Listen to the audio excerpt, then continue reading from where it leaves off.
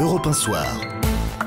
Le Monde selon Adler. Bonsoir Alexandre. Bonsoir. Le secrétaire d'État américain John Kerry est arrivé en Corée du Sud et il a un objectif, empêcher la guerre entre les deux Corées. Bah oui, nous avons suivi un petit peu pas à pas la montée de cette crise et évidemment l'arrivée de John Kerry, le nouveau secrétaire d'État de Barack Obama, c'est un point d'orgue. Et il est évidemment là d'abord et avant tout en Corée du Sud pour calmer un petit peu la situation et ne pas donner prétexte, ce que l'on craint à tout moment, à Kim Jong-un pour passer dans une action qui serait déplorable.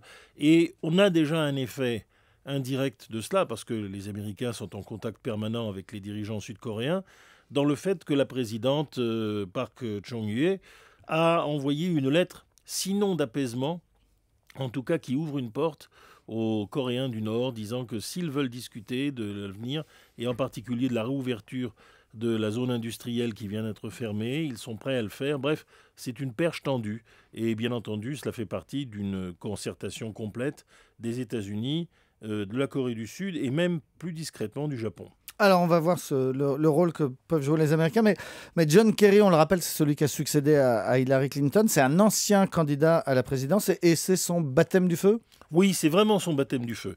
John Kerry est un vétéran du Sénat, plutôt apprécié par sa courtoisie, son évidente intelligence.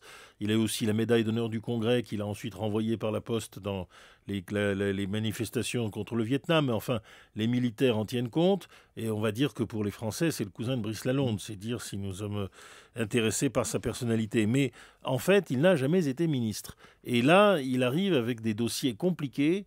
Et peut-être, disons, c'est le véritable baptême du feu, en effet, c'est l'expression que vous avez employée, Nicolas, elle est très juste.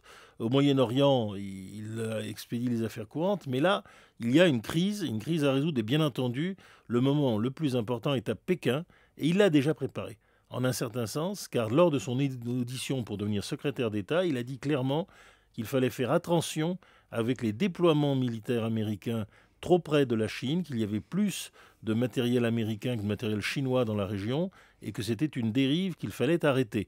Les Chinois ne peuvent que dans ces conditions discuter avec lui de manière ouverte et il y a peut-être un deal que j'indique ici en filigrane, plus d'intervention chinoise sur la Corée du Nord, moins de présence américaine en Asie. Voilà le deal. Merci beaucoup Alexandre Adler et bon week-end. Dans un instant, l'invité d'Europe 1.